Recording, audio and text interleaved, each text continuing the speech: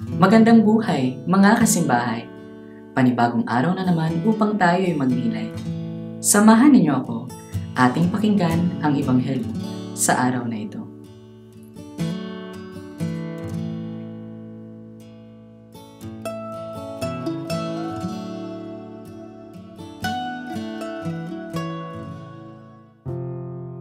Ang mabuting balita ng Panginoon ayon kay San Mateo.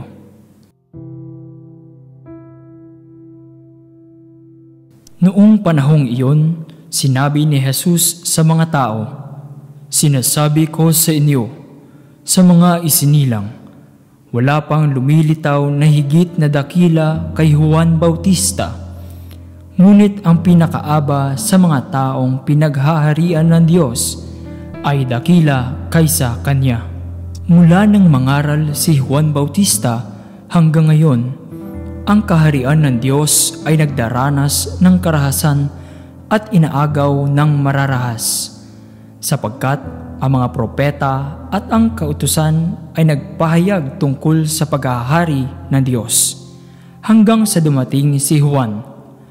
Kung maniniwala kayo, siya ang Elias na darating. Ang may pandinig ay makinig. Ang mabuting balita ng Panginoon. Pagsa sa diwa.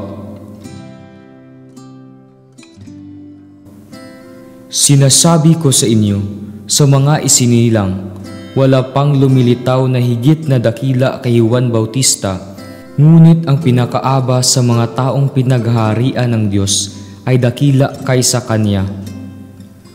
Mahalaga ang misyon na ginagampanan ni Juan Bautista para ihanda ang mga Hudyo sa pagdating ng Mesiyas. Kinikilala si Jesus ang kadakilaan ni Juan. Kaganapan siya ng propesiya ni Propeta Isaias at may kaugnayan siya sa darating na pagliligtas ng Diyos.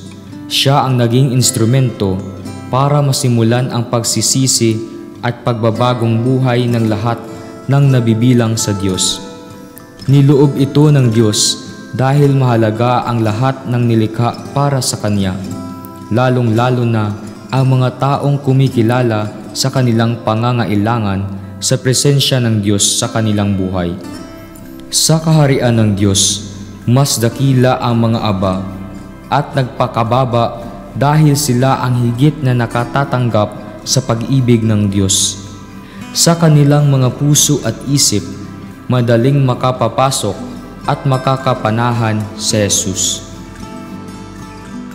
Pagsa sa gawa. Huwag dapat tayong mabahala kung nasa dulo na tayo ng ating kakayahan o talento para harapin ang hamon ng buhay.